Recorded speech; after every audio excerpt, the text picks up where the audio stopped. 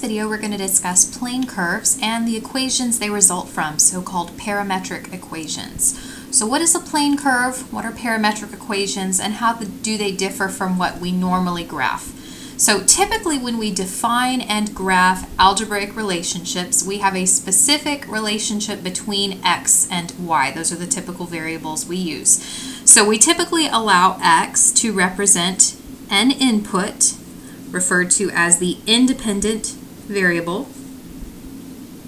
So x, typically we can choose values of x, any value within the domain of our relationship, and then we solve for y as an associated output. Y is referred to as the dependent variable because the value for y is dependent upon the value that we've chosen for x. So we think of x as an input, we choose value for x, that value corresponds to an associated value for y, and we generate ordered pairs in this way, and we can graph ordered pairs, and then the set of all ordered pairs generates the graph of the general relationship between x and y. Now in some cases, both x and y may be defined in terms of a third variable. And in this case, we're just going to generally refer to it as t. Now the choice of t is pretty specific. There is a choice of t for a reason. In a lot of cases, when we look at parametric equations, t will refer to time.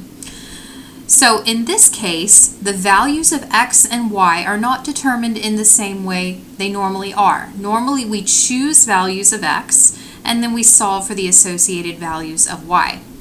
In this case, we're going to think of x and y as both being dependent, both defined in terms of this value of t. So x and y are determined individually by functions of t. So when we think of an ordered pair, x, y, what we really have is x defined as some function of this variable t, and y also defined as some function of this variable t.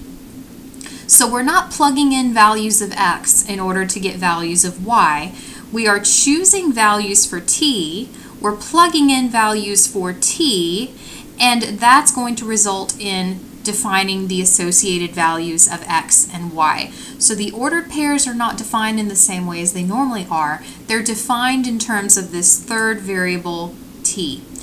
If we were to generate all points of this form based on all the different values we could choose for t, then the graph that results is what we refer to as a plane curve. It's a curve graphed in the plane. And then the defining equations that define x and y are called parametric equations. So we have a pair of parametric equations, one defining x, one defining y, and t is referred to as the parameter. So essentially you can think of t as being an open variable. It's an open variable you can choose values for. You can choose any value for t as long as it's within the domain of f of t and g of t. Once you choose a value for t, you substitute it into the two functions defining x and y, and each value of t will correspond to a particular pair x and y. You graph those ordered pairs that result from all of the different values of the parameter, and you graph what we refer to as a plane curve. So one way to graph a plane curve is by simply choosing values of t. Just like we normally choose values of x and solve for values of y, we can choose values of t and solve for both x and y. And then again we solve for choosing values of t and then solving for the corresponding values of x and y. Now once we have a sufficient number of ordered pairs, we plot our points in the order of increasing t. So normally it doesn't matter what order we plot ordered pairs in. We just draw our graph, and based on the points we have, how they're related to one another, we can sketch the shape. When we graph a parametric pair of parametric equations, a set of parametric equations, graph the associated plane curve, there is a specific order in which the points are plotted. We plot based on going from smaller t to larger t values. And arrows are going to be used to indicate the orientation, otherwise thought of as the direction traveled along the curve. So normally when we graph something in the coordinate plane, we just use arrows at the ends to indicate, in a lot of cases, that our graph is going to continue forever and ever in both directions. We're going to use arrows in a slightly different way when we talk about plane curves and parametric equations. Arrows are used to indicate that we start with a particular point and then progress to another point in a particular order, that order being the one we follow as t increases. So in a lot of cases, parametric equations are going to be used to define the path of an object. In other words, as time starts at time equals 0 and then increases from there, our object is located at a particular pair of rectangular coordinates, x and y. So in order to indicate what actual path is being followed, the direction an object is traveling, we draw arrows to indicate this is the path being followed as t increases, starting at 0 and then continuing from there. So let's look at a couple of equations where we graph just using values of the parameter. So we want to sketch the plane curve defined by these parametric equations over the given interval. So we have two parametric equations, one for x, one for y, and these are defined specifically over the interval from -2 to 3, including -2, but not including 3. So that means the smallest value for which these two equations is defined, that's going to be -2, and then the largest value for which these are defined is going to be the value 3. So in order to actually graph this relationship, we pick values of t within this interval, solve for the resulting x and y values, and those are going to give us the ordered pairs to graph. So I've chosen values of t, just integer values from -2 to 3, and we're going to sub those in and find x and y. So if t is -2, x is going to be found by substituting -2 into the first parametric equation. So -2, -2 squared minus 2 times -2, and that's going to give us 8. And then our y is defined as t minus 2, so -2 minus 2 is going to give us -4. So that's going to be the ordered pair, 8, -4. Now if t is -1, we increase the value of t by 1. Again, we solve for x and y in the same way, just with this new value of t.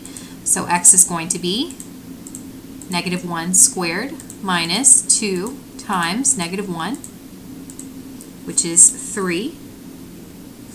And then y is going to be -1 minus 2, which is -3. So that means we have another ordered pair, 3, -3. When t is 0, x is going to be 0 squared minus 2 times 0, which is just 0. And then y will be 0 minus 2, which is -2.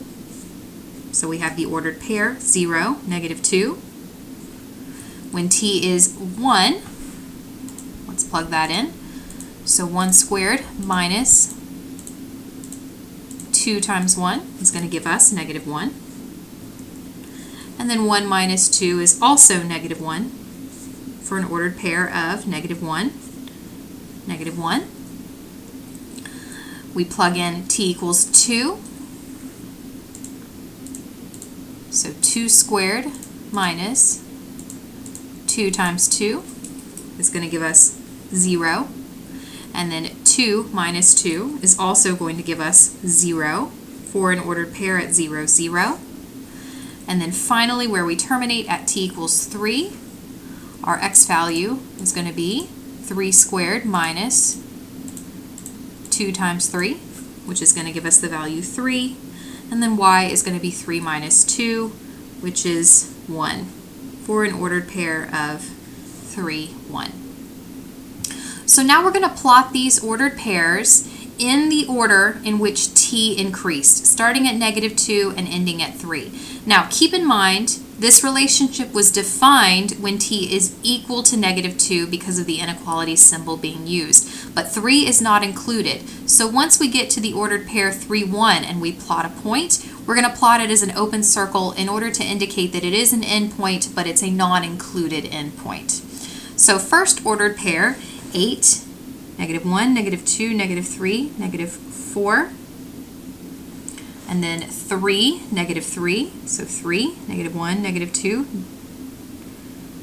-3, and then 0, -2, -1, -1, 0, 0, and then 3, 1, but again we're going to graph it as an open circle because it's an endpoint that we don't reach.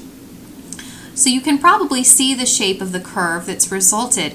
It's a parabola that opens to the right-hand side of the coordinate plane.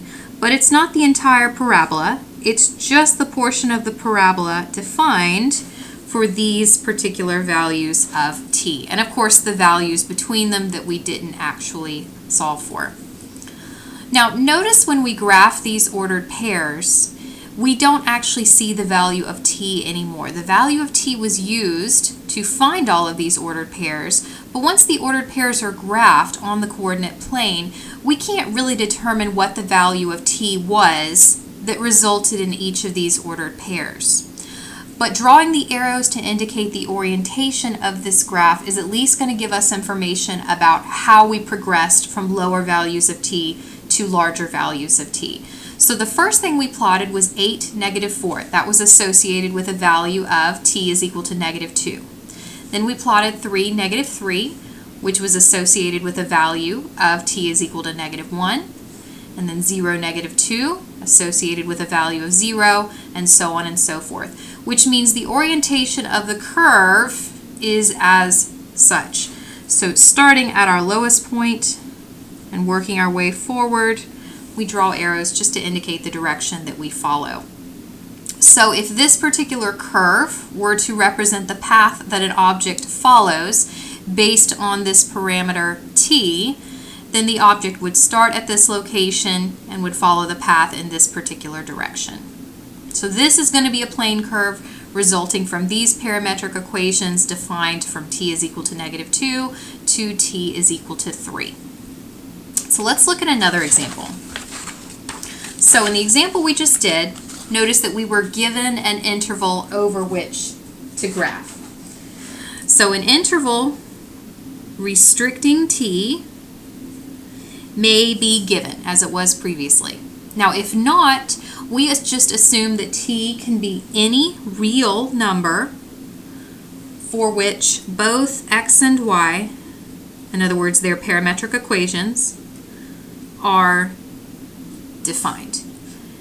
In which case we do assume that more than likely we're going to fall off the coordinate plane in both directions, but again we're not going to use the arrows the same way we normally do. Arrows are always going to be used to indicate the direction that we travel, not to indicate that we just continue in both directions, but that we're traveling the path in a specific direction.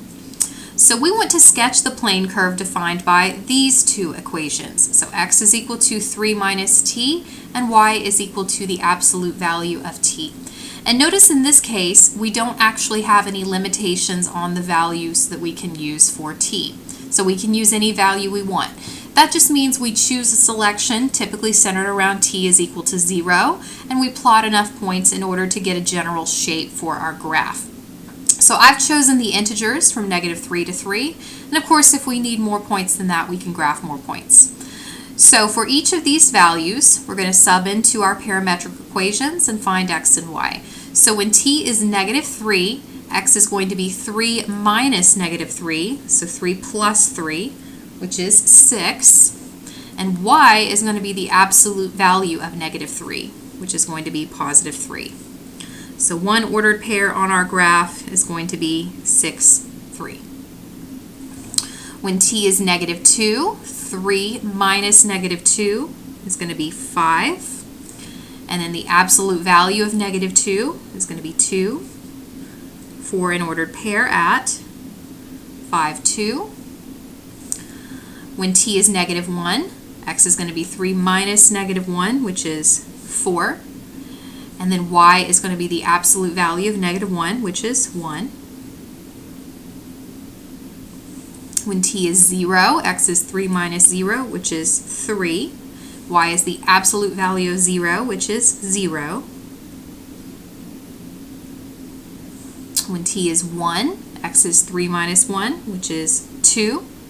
And then y is the absolute value of 1, which is 1. And we can see the pattern from there. So x is defined in terms of a linear function, and y is the absolute value function, which just means we're taking the absolute value of each of our values for t. So our remaining values are going to be 1 and 0 for x, and 2 and 3 for y. Okay, and so now we're going to plot these points in the order that t increased, starting at t equals negative 3 and increasing to t is equal to positive 3. So when t is equal to negative 3, the corresponding ordered pair for x and y is going to be 6, 3. So based on the values that we've plotted, this is going to be the starting point. Is it truly the starting point of the graph though?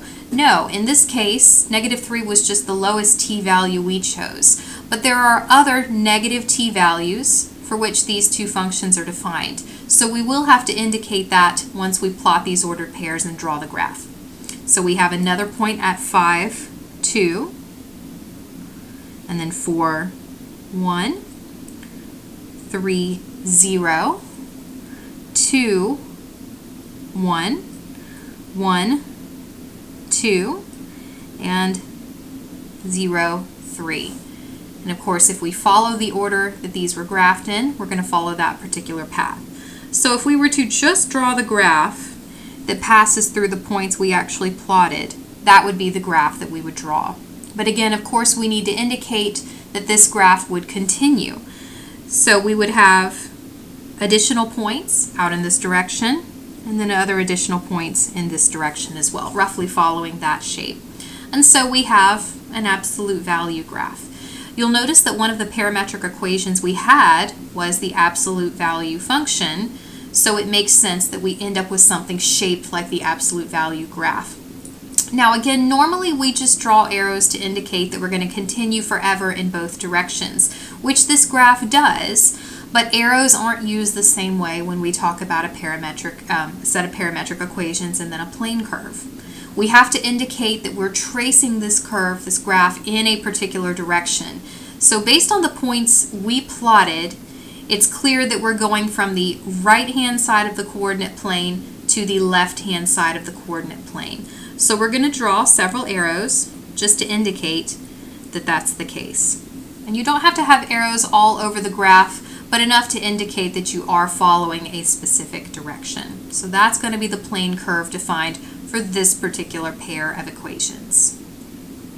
So choosing values for t, solving for values of x and y, that's going to be one approach to graphing a plane curve. Now there's another approach as well, and this is also going to give us more information about how the variables t, x, and y are related. So parametric equations can also be converted to rectangular coordinates. In other words, rewritten not in terms of t, but just in terms of x and y. Once our equations are converted to just x and y, not t, then we can graph like we normally would. So the procedure we use is called eliminating the parameter. We're going to take our parametric equations and we're going to manipulate them in such a way that we eliminate the parameter t, or whatever our parameter happens to be, and we find an associated equation that just involves x and y. What we'll find is that the equations would graph the same way. So if we were to graph a set of parametric equations just by choosing values for t, we get a particular graph. If we were to eliminate the parameter and just write in terms of x and y, we get the same graph as well. We still have to indicate the orientation in either case though. And so once we've eliminated the parameter and t is no longer there, how do we know what the orientation of the graph is going to be if we don't know how t is related to x and y? That'll be an additional issue we'll have to explore. So eliminating the parameter. So in general, step one, we're going to choose one of our parametric equations. Technically, it doesn't matter which, but there will usually be a better choice than another. We're going to take one of them, and we are going to solve for t. In other words, isolate it, or some expression containing it. Step two, we're going to substitute the result. Once we solve for t, we'll have something of the form t is equal to.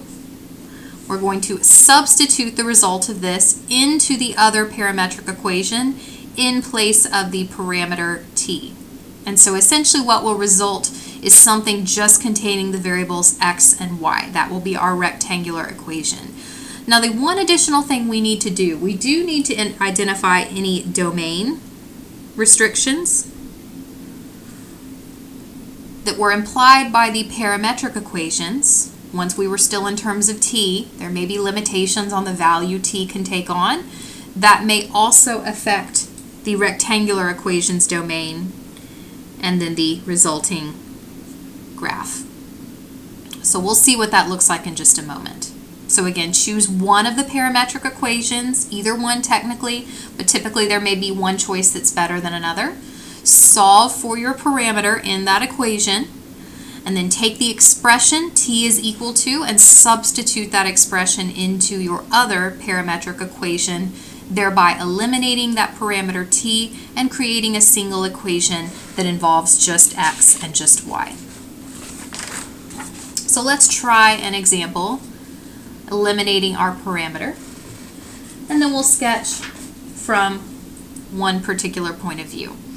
So given the parametric equations, x is equal to square root of t and y is equal to 4 minus t, we want to eliminate the parameter and then write an equation in rectangular coordinates. Then we want to sketch the plane curve and indicate its orientation. So I'm going to write down my parametric equations. So x is equal to the square root of t and y is equal to 4 minus t. Now, which one do I want to choose for eliminating the parameter? Well, technically, again, it doesn't really matter. But from the standpoint of graphing, if we want to graph from a rectangular point of view, typically we think of x as the input and think of y as the output. So I notice in this equation, I already have y isolated, and then I have an expression involving our parameter. So ideally, if I can use this equation to substitute into this equation, I'll already have something in the form y is equal to, something that I can graph using standard graphing techniques. So in this case, it's potentially going to make more sense to solve for t in our first equation. So how do I solve for t? Well, I have a square root. It needs to go away, so I'm going to square both sides, and we get x squared is equal to t. So what that tells me is that anywhere I see t in this pair, I could substitute an x squared and it would be equivalent. So I'm going to make that substitution into my other equation. And so I have y is equal to 4 minus t, or in this case, 4 minus x squared. And in this case, those parentheses don't really matter. So it's just going to be y is equal to 4 minus x squared. Now before we graph this, let's think a little bit more about the issue with domain. If I were to graph this as is, I can plug in any value of x I want, and I can get values for y that are associated with that. So we would say that the domain for this particular equation is all real numbers. I can sub in any number for x, and that equation is defined. Now, for the original parametric equation, that is not necessarily so. For x is equal to the square root of t, notice we would have limitations on what could be subbed in as a value of t. We know we can't plug in anything that would be less than 0. So that means t has to be greater than or equal to 0. And when we take the square root of something that's greater than or equal to 0, we also get a result that's greater than or equal to 0. We take a square root, we take the principal square root, and the result is 0 or something larger than that. So by extension, x will also end up being greater than or equal to 0 based on how it's defined. So this additional restriction must be placed on our actual equation in rectangular coordinates. If it was a restriction from the very beginning, it's a restriction when we graph in our new coordinate system. So I'm going to indicate as well that x has to be greater than or equal to 0. And that's going to be important from this case because the graph we get just from graphing y is equal to 4 minus x squared will not be exactly the same as the graph we get when we impose this restriction. Well, now that we've imposed the restriction, we can just graph, and we can graph by just plugging in x and finding y. So the general shape for this particular graph is a parabola. It's quadratic. We have a negative coefficient, which means it opens downward, and that 4 means we've shifted it up 4 units. Otherwise, again, we can just think of graphing by plugging in x in this case and then finding the resulting value for y. But only x values that are greater than or equal to 0. So where we normally can sub in a negative value and not have any problems, that's not allowed because of this domain restriction. So if I were to plug in a 0 for x, I would have 0 squared, which is 0, and then 4 minus 0, which is 4. So one ordered pair on this graph would be 0, 4. And we're also going to think of that as where we start, and we'll see why in just a moment. Okay, the next value I could pick, suppose I pick 1, so 1 squared would be 1, 4 minus 1 is going to be 3, so another point is going to be 1, 3. And then if I pick 2, 2 squared is going to be 4, 4 minus 4 is 0, so 2, 0. And then maybe one more for good measure. If I were to pick x is equal to 3, 3 squared is going to be 9, and then 4 minus 9 is negative 5. So 3, negative 1, 2, 3, 4, 5. And in general, you can see the shape. We have a parabola as we expect. But notice it's only half of a parabola. So generally speaking, we have a shape like that. Now don't forget, don't draw an arrow because we're not quite to that point. This is still a plane curve because it still resulted from a pair of parametric equations. So we need to know how this graph is oriented. Are we traveling towards this point or are we traveling away from it? This is where we need to go back to our actual parametric equations. One way to make that determination is to just pick a couple of values for t, one smaller and one larger, and determine how the associated values of x and y are related to one another. So we know t can't be anything smaller than 0, so the only value we can pick, the lowest value we can pick, is going to be t is equal to 0. Well, if t is equal to 0, x would be defined as the square root of 0, which is 0, and y would be 4 minus 0, which is 4, corresponding to the ordered pair 0, 4. Okay, so this particular ordered pair. Now as t increases, suppose t goes to 1, x would be defined as the square root of 1, which is 1, and y would be 4 minus 1, which is 3, corresponding to the ordered pair 1, 3. And once we have 2 points, that's enough to indicate the order in which our actual points were graphed. The lower value of t corresponds to 0, 4, and a higher value of t corresponds to 1, 3. So as t increases, that tells us we're starting from 0, 4 and continuing along the curve. So we're going to indicate that orientation with our arrows.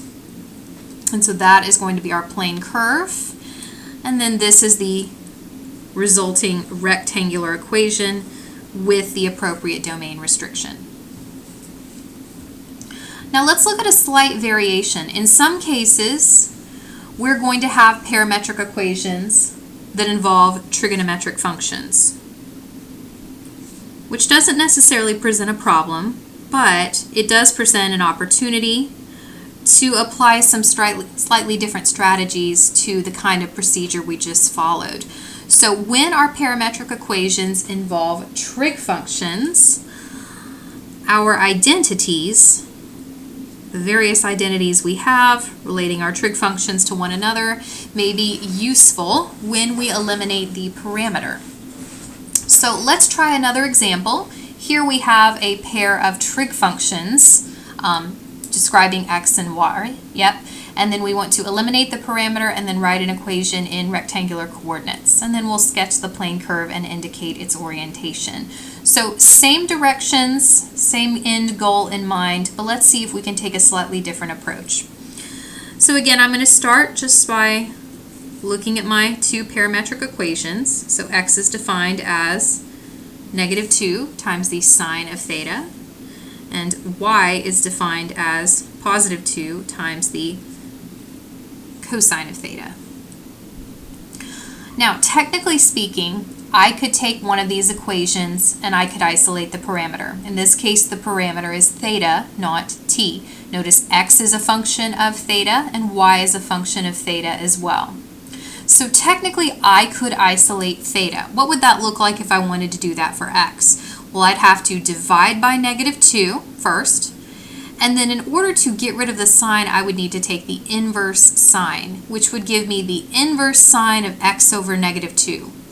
I could then plug that in over here in place of theta, and technically speaking, I have a rectangular equation. But it's not one that's meaningful. It's not one that we actually have a strategy to graph. We don't really have a strategy to graph a trig function with an inverse trig function plugged in. So that's maybe not the best approach to getting rid of this parameter theta.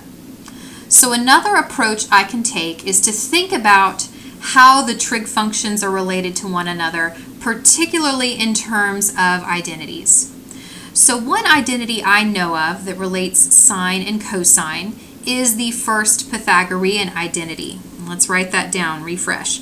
So we know that sine squared of theta plus cosine squared of theta is equal to 1. Okay, so sine squared of theta plus cosine squared of theta is equal to 1. So rather than solving directly for theta and doing a substitution like I described a moment ago, let's see if we can use this relationship. Now, right now we just have a sine and cosine, so we're not to the point where we could use this particular identity. But if we were to manipulate these two equations, suppose we were to square both of them on both sides, then we'll generate a sine squared and we'll also generate a cosine squared.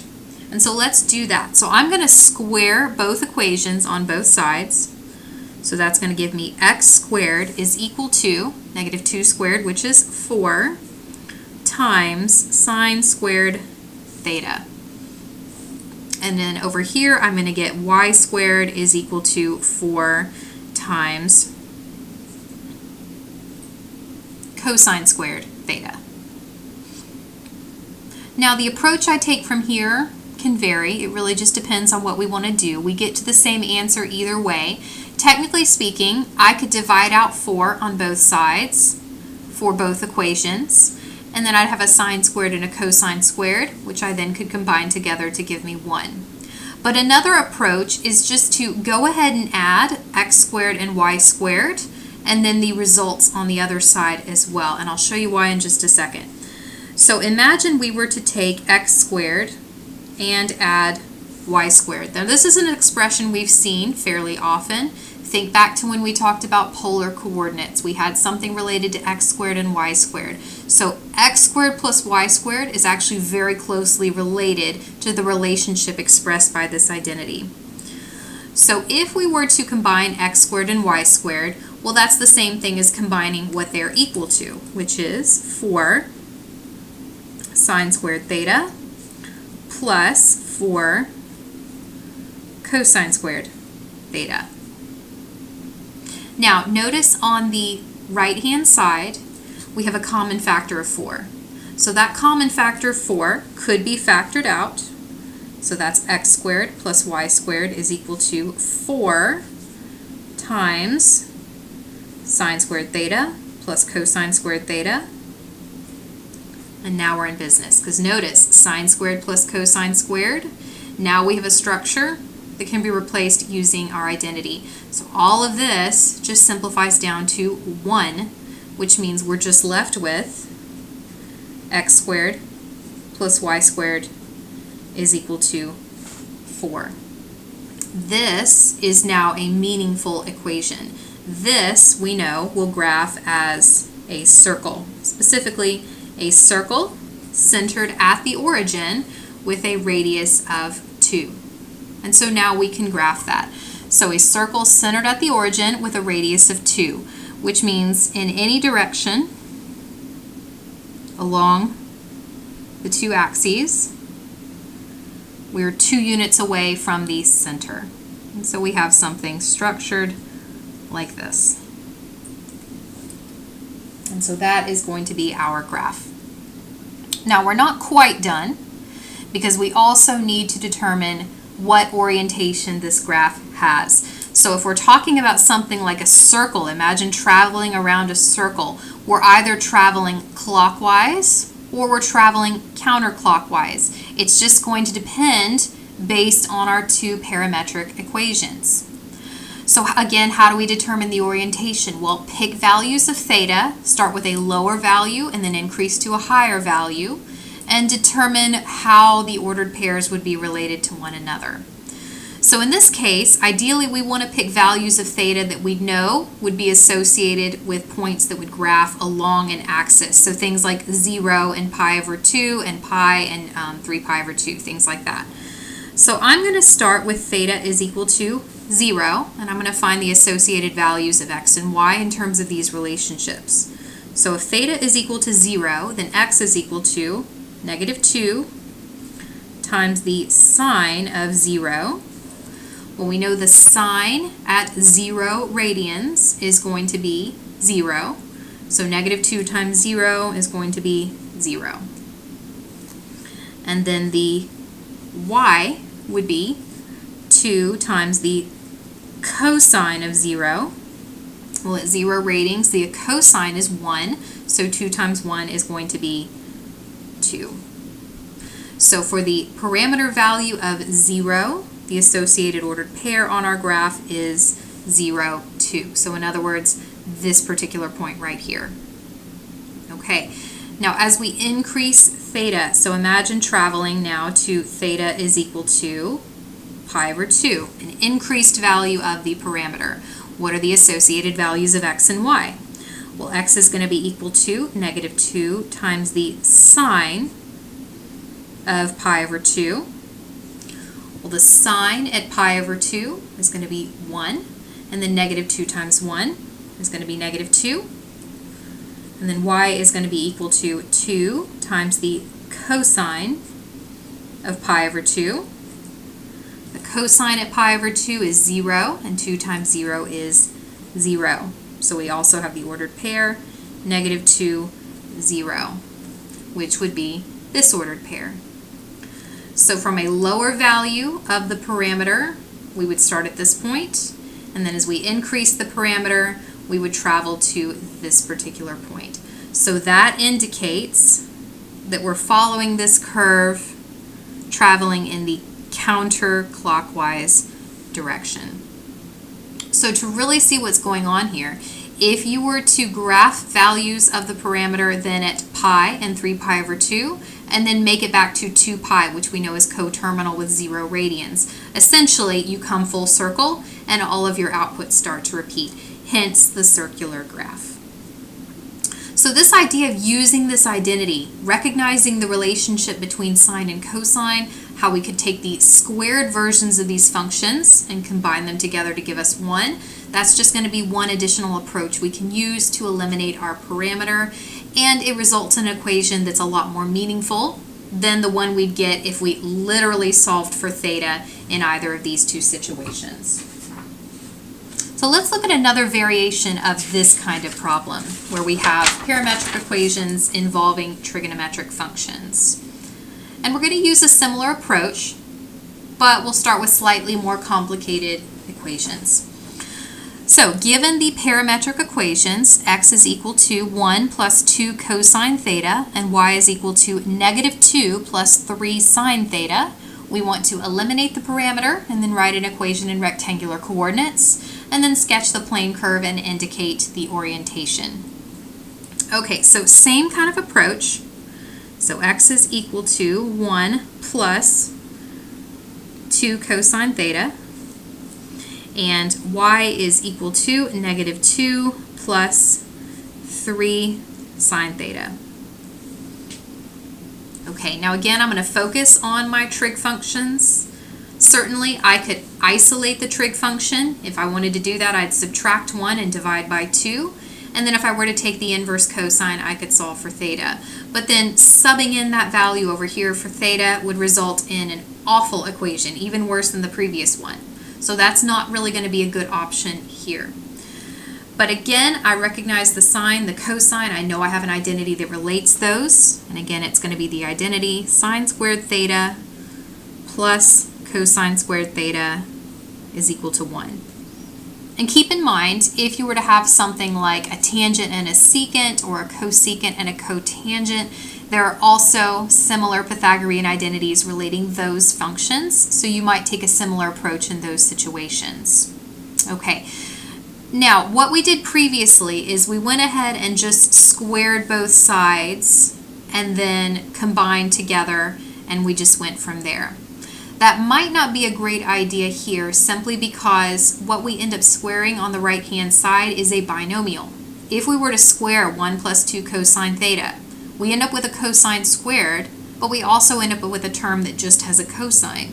So we don't really get closer to eliminating the parameter. We create additional terms where we still have the parameter. The goal is just to get a sine squared and just to get a cosine squared exclusively.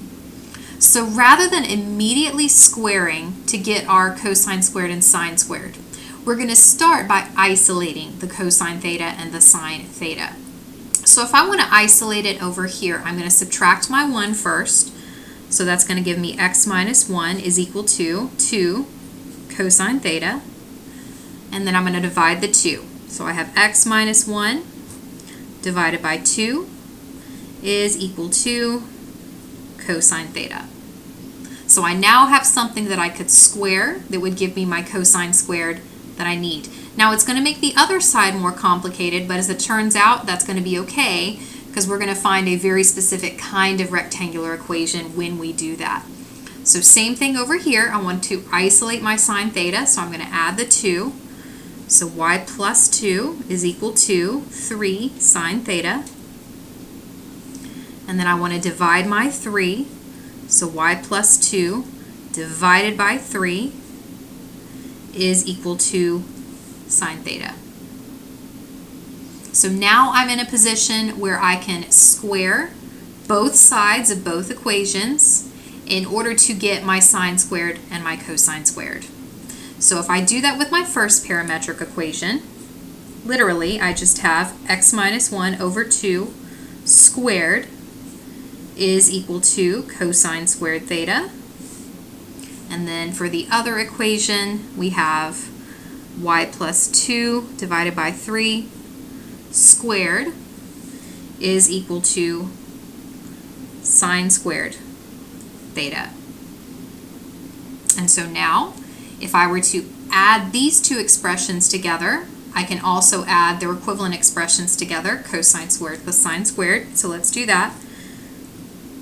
So x minus 1 over 2 squared plus y plus 2 over 3 squared is equal to cosine squared theta plus sine squared theta.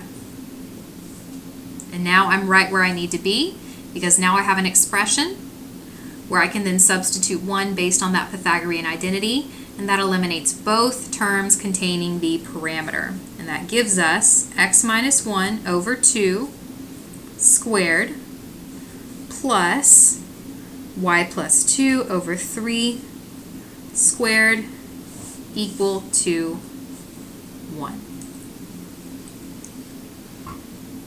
Now this looks maybe similar to something we've graphed before, maybe not.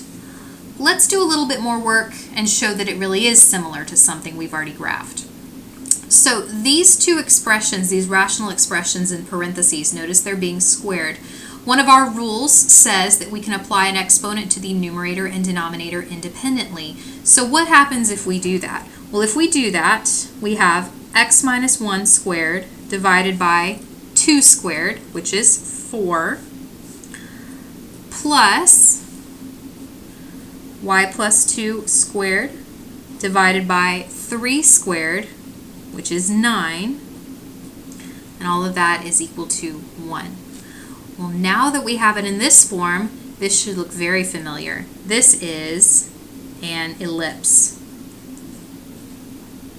So this particular function, or this particular equation, resulting from these two parametric equations, actually represents an ellipse.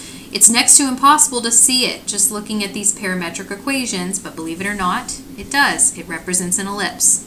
So let's graph this using the strategies we've used before. So number one, is this going to be vertical or horizontal? Well, the larger denominator is associated with y, which means this is going to be a vertical ellipse. This is going to be a vertical ellipse. It's elongated vertically. So our major axis is going to be vertical. Now, where is this going to be centered? That's going to be the first decision we have to make, first determination. Well, x minus 1 tells me that the x coordinate of my center is going to be 1, and then y plus 2 tells me that the y coordinate of the center is going to be 1, negative 2. So I'm going to go ahead and put that on the graph. So 1, negative 2 is going to be our center. Now remember, it's not actually part of the graph itself, but the other points are determined in relation to that particular location. So the other 2 points that we're going to need, ideally we want to have the vertices. So the vertices are going to be distributed vertically away from the center. And if our value for a squared is 9, that means our value for a is going to be 3. So 3 units above and 3 units below the center. So if we're going above and below the center, that means we're holding our x coordinate constant, and then we're increasing and decreasing our y coordinate. So square root of 9 is 3, 3 units above, 3 units below. Well, if we took negative 2 and added 3, it's going to give us 1. And if we took negative 2 and subtracted 3, that's going to give us negative 5. So vertices at 1, 1. So 1, 1. And 1, 1, 2, 3, 4, negative 5. And so notice 3 units above, 3 units below, for a total length of a major axis of 6. And we know if we take the square root of 9, we get 3. The major axis is always going to be double that length, so a length of 6. Now, if we need additional points, we can get those from this value over here, 4. If we take the square root of 4, we get 2. So that tells us that the endpoints of the minor axis are going to be 2 units away from the center, horizontally distributed. So 1, 2 units in the positive direction, and 1, 2 units in the negative direction. And so that is going to be our graph. There we go. So the only additional determination we need is the determination of orientation. In which order do we travel from one point to another? So again, let's base this on theta. What happens as theta increases? So starting at theta equals 0 for 0 radians, x is equal to 1 plus 2 cosine theta. So I'm going to sub in 0 to that expression. So 1 plus 2 times the cosine of 0. So let's break this down. So the cosine at 0 radians is going to be 1. 2 times 1 is going to be 2. And 2 plus 1 is going to be 3. About to write parentheses, 3. There we go. Don't have an ordered pair yet, just x. Now y is defined as negative 2 plus 3 sine theta. So negative 2 plus 3 times the sine of 0. Well, the sine at 0 radians is going to be 0. 0 times 3 is 0. Plus negative 2 is going to be negative 2. So that gives us an ordered pair of 3, negative 2. And sure enough, 3, -2, that is one of the endpoints of our minor axis. Okay, so starting from here, which direction do we travel in? Do we travel upward, counterclockwise, or do we travel downward, clockwise? Well, let's see. So we're going to increase the value of the parameter. So go to theta is equal to pi over 2. So x is equal to 1 plus 2 times the cosine of pi over 2. Well, the cosine at pi over 2 is going to be 0. 2 times 0 is 0. Plus 1 is going to be 1. And then y is going to be -2 plus 3 times the sine of pi over 2. So the sine at pi over 2 is going to be 1. 3 times 1 is 3. Plus -2 is going to be 1. For an ordered pair at 1, 1. So we travel from 3, -2 to 1, 1, which means we're traveling counterclockwise. And so that is going to be the graph of our plane curve. We can see a lot of variations here, particularly as it pertains to trig functions. So having different trig functions other than sine and cosine will result in different shaped graphs. They end up being really interesting graphs. You can generate something like a hyperbola, for instance, based on having parametric equations that start with a different pair of trig functions. So just to recap our general strategies, we can always start by just picking values for our parameter, graphing the associated x and y ordered pairs, and then finding the orientation based on how the ordered pairs relate to one another as the parameter increases. We can also get a little bit more information about what a general graph might look like by eliminating the parameter. If we can solve for our parameter in one equation, substitute in the other equation, then we can write in terms of x and y and just use our strategies for graphing in x and y. And as we've seen with the trig functions, we can also eliminate the parameter in a slightly different way using the relationships we have among our trigonometric functions. Either option is going to be a good option, and both strategies should be considered things we apply at the same time. Generally graphing using the t-values, using the parameter values is going to be something we do, as well as eliminating the parameter and getting a rectangular equation.